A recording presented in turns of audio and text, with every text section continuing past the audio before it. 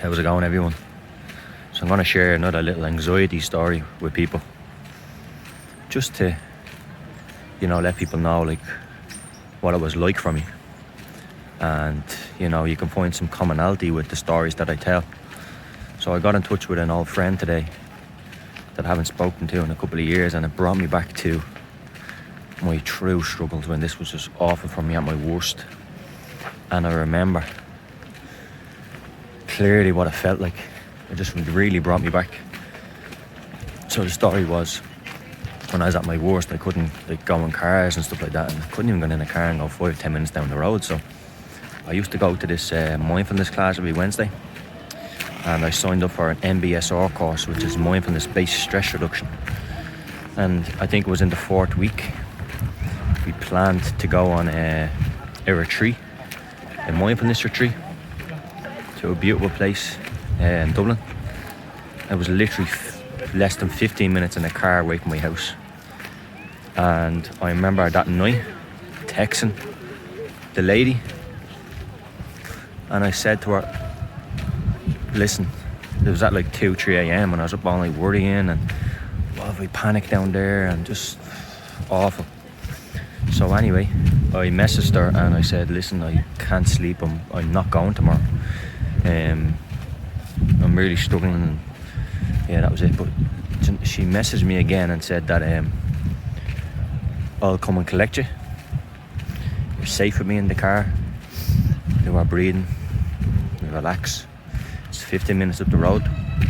And she said something, I forget the quote, but it was along the lines of, tomorrow is the start of the beginning of your life. Something like that. So that was like, oh, I'm gonna do this. I'm gonna get in the car and go 15 minutes. And that's where my mindset was back. Like I really felt like I couldn't even do that.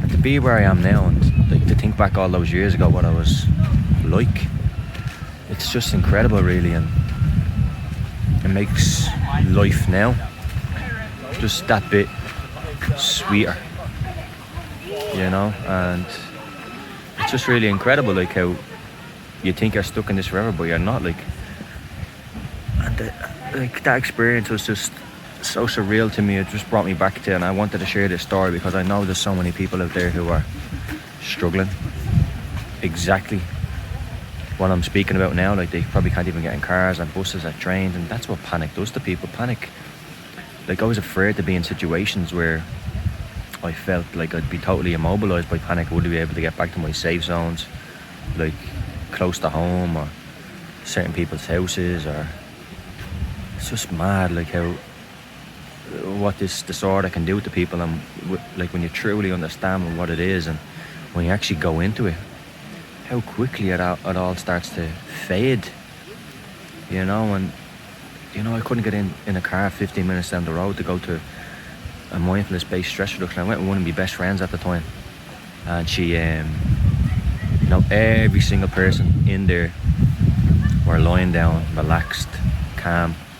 There was about, I think, around 20 people, 15 to 20, and I got up around 10 times.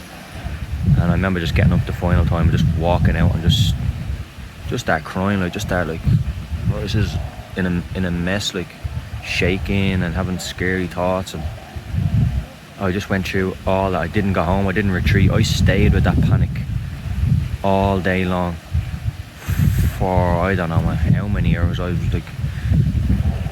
was worn out. I was so tired. I think it was for 8 a.m. I think, and we ended up getting home at 6 p.m. or something like that. I was with that panic all day long. I got home and I felt such a huge accomplishment. It was great, and I was absolutely exhausted. I think I slept at 8 p.m, 9 p.m. that night and zoned out. But the thing is, guys, with that, I didn't fully understand what the method that works. I was just, the next day I soaked up that experience of oh yes, I've done it. I went somewhere that I haven't gone to in a long time. And then I literally done nothing. Well, I'd go back to that to finish the rest of the MBSR course. There was 4 weeks left, but apart from exposures, guys, I wasn't doing anything. I was still stuck in the same routine, doing the same things. So that's what I'm saying about recovery. Just because you go out and do something you haven't done in months or weeks, it doesn't mean you're cured. You have to put yourself into those situations, because if I was to go back again to do it the second time to that exact spot, I would feel the exact same. I'd be absolutely immobilised by terror, but maybe 1% better, because I know that I've done it. The brain then stores that in the mind. You've done this before. But if I continuously done it and got in a car most days and went to that spot, like how it works is that like after a while going to that spot that I fear, eventually then the brain registers that as like, this isn't fearful anymore. And for me, going from panic, like wanted to retreat straight away, I'd be able to relax in there and just be on a level 2 anxiety instead of a level 10. I was borderline panic for what? 10 hours. I was like 10 hours in that place. I don't know how I made it out. I was gone white, you know. But the car journey home was always beautiful, you know. I couldn't believe it. It was a great day. And just this thing can wreak havoc upon people's lives, guys, when they don't know how to overcome it. And that's why it took me so many years to take the steps that I needed, because there was nothing out there to tell me what to do, how to do it. There was no one that went through it and I could trust who would show me the way or just give me what made sense to me. I was just immobilised by it, guys, and I just wanted to share that story just for people out there that are going through that now and they can't even get in cars or buses or trains. And it's okay, guys, you will get past this. I promise you will. There's great information out there. It's up to you then to understand truly what panic is and start taking your life back slowly. Recovery is gradual. There's never a time limit on anxiety recovery. You know, for someone who's been through it for a couple of months, it could take them a couple of months to overcome it, or a year, or a couple of weeks. There's no time limit on anxiety recovery. Everyone's different. Everyone approaches life in a certain way when it comes to recovery. Some people get it straight away and some people can't quite get it, and it takes a little bit longer. But that's it, guys. Just wanted to share that story. I have another couple of stories that I want to share. I think I'm going to do this in the next couple of videos, just share my worst, my worst stories, of just so people can find common ground and just realise that, wow, I had that as well, or I'm struggling with that as well, or I felt the exact same and I'm struggling the exact same ways, and this guy overcame it. It just offers hope. It just offers something to cling on to.